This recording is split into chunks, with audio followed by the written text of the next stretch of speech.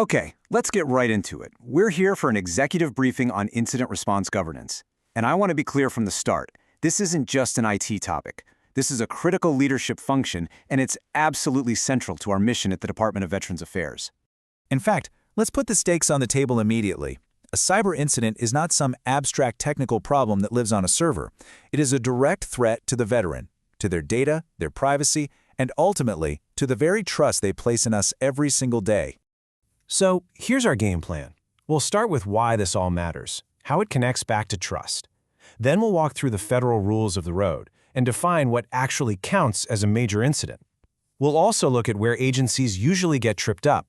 And most importantly, we'll talk about your specific role in all this before we wrap up with a quick 30-second summary of what you absolutely need to remember. So let's dive into that first big question. Why does governance matter so much? Well, it's simple. Because this isn't really about technology at all. It's fundamentally about trust. And don't just take my word for it. This mandate from the Office of Management and Budget, the folks who oversee all federal agencies, could not be clearer. It says, right there in black and white, that agency heads, that means you, are ultimately responsible. This is not something you can just delegate away to the IT department. The buck really does stop at the top. Now, the good news is, we aren't just making this stuff up as we go. There's a really well-defined federal framework in place that basically gives us the rules of the road for every single agency. And when we throw around a word like governance, what are we actually talking about? Well, think of it as the entire system. The policies, the procedures, the whole command and control structure that directs how we protect ourselves and, critically, how we respond when an incident hits. These three mandates right here, they're the bedrock of our entire program. You've got FISMA, that's the law that holds us accountable. Then you've got the NIST cybersecurity framework, which gives us our high-level strategy. And finally, there's a specific NIST guide, 800-61, that gives us the tactical playbook for how to handle incidents on the ground. And of those three, NIST 800-61 is really the gold standard for our response teams. It's the guide that makes sure that what we do during a crisis is consistent, effective, and fully compliant with the law. Okay, but not all incidents are created equal, right? The federal government has a very, very specific definition for when a normal cybersecurity event crosses a line and becomes a major incident, something that demands attention at the highest levels. So what is that threshold? What takes a security problem from being a really bad day to being a full-blown major incident that requires us to get Congress on the phone? Well, according to OMB, it comes down to two triggers.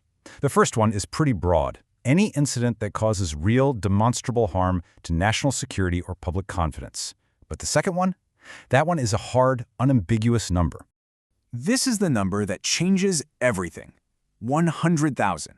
If an incident compromises the personally identifiable information, the PII, of 100,000 or more people, it is automatically declared a major incident. There's no debate, no gray area. That's the line. And the second that line is crossed, a legally mandated clock starts ticking, fast. Within just 1 hour, we have to report to DHS and OMB. No later than 7 days after that, we have to notify Congress, and a detailed report has to follow within 30 days. Our ability to meet these deadlines is a direct test of just how prepared we really are. Now, knowing the rules is one thing. Actually executing on them is another thing entirely. And based on its oversight, OMB has spotted several common gaps where federal agencies, again and again, seem to struggle. Let's take a look. The first and, honestly, the most critical gap is a lack of visibility. So many agencies just don't have a complete picture of what's happening on their own networks. That means you've got unknown systems, unmanaged devices, and those become the perfect beachheads for an attack. Bottom line, if you can't see a threat, there's no way you can defend against it. The second gap is a real failure to understand the adversary. If we don't have a clear picture of who is targeting us and how they operate, we risk building all the wrong defenses. It's kind of like building a giant 10-foot thick fortress wall when the enemy is just tunneling right underneath you. It's a complete waste of resources that leaves us wide open. And the third common failure is a fragmented approach.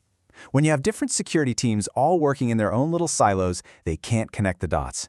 A little warning sign over here might be the exact missing piece of the puzzle that another team needs over there.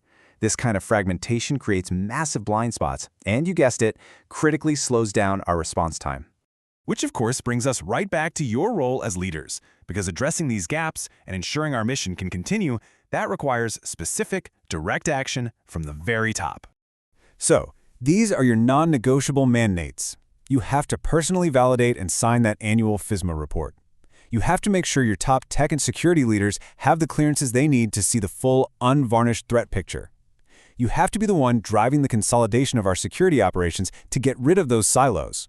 And finally, you have to stay aware and personally direct action to fix known problems. Okay, let's bring this all home. If you walk out of here and forget everything else, this is the 30-second version you need to lock in. This is what you absolutely have to know.